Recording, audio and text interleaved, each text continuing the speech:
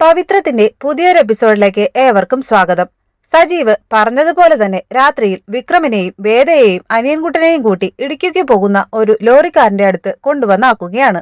ഒന്നുകൊണ്ടും പേടിക്കേണ്ട, ഏറിയാൽ 2-3 ആഴ്ച, അതിനുള്ളിൽ എല്ലാം ശരിയാകും എന്ന് പറഞ്ഞ് സജീവ് അവരെ വണ്ടിയെ കയറ്റിവിട്ടിട്ട് പോവുകയാണ്.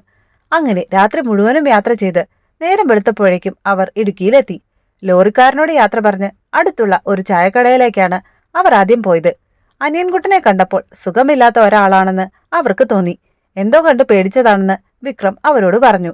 മൈക്കിളച്ചനെ കണ്ട് ഒന്ന് മധ്യസ്ഥം പറയാൻ പറഞ്ഞാൽ മതി എന്ന് അതിലൊരാൾ പറഞ്ഞു. എന്താവശ്യത്തിനാണ് വന്നതെന്ന് അവർ വിക്രമിനോട് ചോദിക്കുകയാണ്. ഒരു ഗീവർഗീസേട്ടനെ കാണാൻ വന്നതാണെന്ന് വിക്രം പറഞ്ഞു. ഇപ്പൊ പോയാൽ മേടയിൽ കാണും.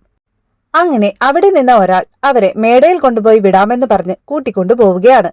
വർഗീസിനെ കണ്ടിട്ട് എന്താവശ്യത്തിനാണ് എന്ന് കൂടെ വന്നയാൾ ചോദിക്കുകയാണ്. ഒരു ബിസിനസ് ചെയ്തത് അങ്ങ് പൊളിഞ്ഞു, നാട്ടിൽ നിൽക്കാൻ പറ്റാത്ത അവസ്ഥയായി, അങ്ങനെ പോന്നതാണ്. താമസിക്കാൻ ഒരു വീട് കിട്ടുമോ എന്നറിയണം, വിക്രം പറഞ്ഞു. വിക്രമിനെയും വേദയെയും അനിയൻകുട്ടനെയും പള്ളിയുടെ അടുത്ത് ഇറക്കിയിട്ട് അയാൾ പോയി. അവർ ചെല്ലുമ്പോൾ ഗീവർഗീസ് പ്രാർത്ഥനയിലായിരുന്നു. പ്രാർത്ഥന കഴിഞ്ഞ് വർഗീസ് വിക്രമിന്റെയും വേദയുടെയും അനിയൻകുട്ടന്റെയും അടുത്തെത്തി. അങ്ങനെ അവരെയും കൂട്ടി വർഗീസ് അച്ഛന്റെ അടുത്തേക്ക് പോവുകയാണ്. അവരെ പുറത്തു നിർത്തിയിട്ട് വർഗീസ് അച്ഛന്റെ അടുത്ത് പോയി സംസാരിക്കുകയാണ്. എന്നോട് പറഞ്ഞ പയ്യൻ അങ്ങനെ കുഴപ്പക്കാരെ ഒന്നും അയക്കില്ല എന്ന് വർഗീസ് അച്ഛനോട് പറഞ്ഞു. അവരല്ല കുഴപ്പക്കാർ, അവരുടെ പുറകിലാണ് കുഴപ്പം. അതിവിടെയും അവരെ വിട്ടുപോകാൻ പോകുന്നില്ല.